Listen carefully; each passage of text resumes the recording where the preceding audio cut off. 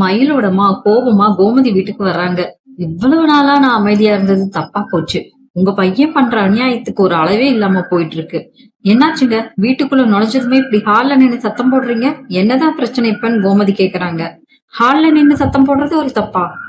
ஒரு கர்ப்பிணி பொண்ண வீட்டை விட்டு துரத்திட்டு ஊர் முழுக்க அவமானப்பட வச்சிருக்கீங்களே, அதை விடவா இது பெருசு? நீங்க செஞ்ச காரியத்துக்கு உங்க வீடு நாசமாகனாலும் தப்பு இல்ல. ஏன் இப்படி எகிறீங்க? என்ன நடந்ததுன்னு தெளிவா சொல்லுங்க முதல்ல.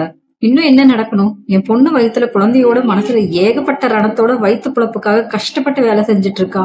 ஆனா உங்க லட்சணமான மகன் ஊர் முழுக்க சுத்திட்டு இருக்காரு. என் பொண்ணை ஏமாத்திட்டு இப்ப அடுத்தவர் பின்னாடி போயிட்டாரு. அன்னைக்கு ஏதோ போட்டோவை காமிச்சப்ப சரி நான் கூட ஏதோ ஃப்ரெண்டு போலன்னு மனசை தேத்திக்கிட்டேன். ஆனா இன்னைக்கு நேர்ல பார்த்தப்பதான் தெரியுது ரெண்டு பேரும் கோயில வச்சு என்னென்ன கூத்து பண்றாங்கன்னு.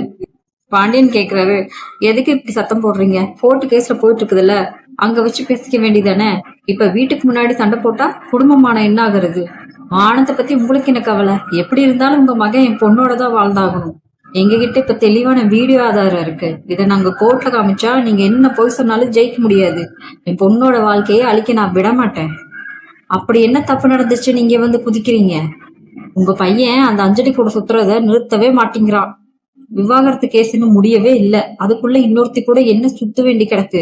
என் பொண்ணு ஏதோ சின்ன பொய் சொன்னான்னு பெரிய தப்பா பேசி வீட்டை விட்டு துரத்துனீங்களே. ஆனா உங்க மகன் பண்ற அசிங்கத்துக்கு என்ன சொல்ல போறீங்க?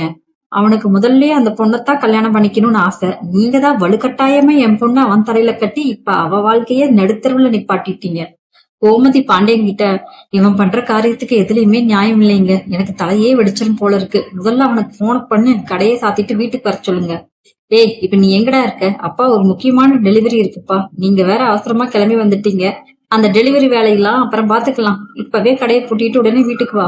மத்த வேலையெல்லாம் அப்புறம் கவனிச்சுக்கலாம். முதல்ல இங்க வாடாங்கிறாரு.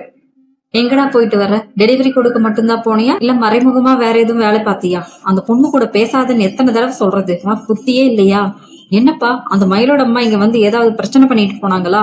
உனக்கு நல்லாவே தெரியுதுல்ல, அவங்க சும்மா விடுவாங்களா? உனக்கு விவாகரத்து கிடைக்கவே விட மாட்டேன்னு சவால் விட்டுட்டு போறாங்க.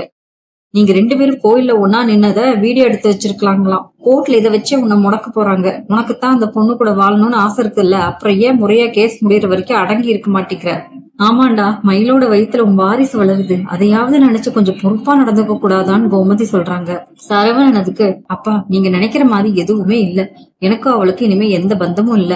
அவ என்ன கல்யாணம் பண்ணிக்கவும் மாட்டா. நான் அவளுக்கு கொடுத்த வாக்குறுதி உண்மைதான். ஆனா மயிலோட கர்ப்பத்தை பத்தி தெரிஞ்சதுமே அவளை இந்த விஷயத்துல இருந்து ஒதுங்கிடலாம் முடிவு பண்ணிட்டா. நான் உண்மையாவே டெலிவரி கொடுக்கத்தான் போனேன். தற்செயலா அவளை கோயில்ல பார்த்தேன். அப்பன்னு பார்த்து அந்த அம்மா அங்க வந்துட்டாங்க. நாங்க தப்பா எதுவும் பேசிக்கல. ஆனா நாங்க ஒன்னா நின்னதை பார்த்ததும் எல்லார் முன்னாடியும் என்ன கேவலமா பேசிட்டாங்க. சரி, இப்ப என்னதான் செய்ய போறேன்? நீங்க எல்லாரும் சொல்றீங்கன்னு நான் அவகிட்ட பேசாம இருக்க சம்மதிக்கிறேன். இது எல்லாமே கோர்ட்டு தீர்ப்பு வர வரைக்கும் தான். விவாகரத்து கிடைத்த அடுத்த நிமிஷமே நான் என் இஷ்டப்படிதான் வாழ்வேன். அப்ப யாரும் என் வாழ்க்கையில தலையிடக்கூடாது. இனிமேலாவது எனக்கு பிடிச்ச மாதிரி நான் வாழ்ந்துக்கிறேன். கோவமா சொல்லிட்டு கிளம்பிடுறான்.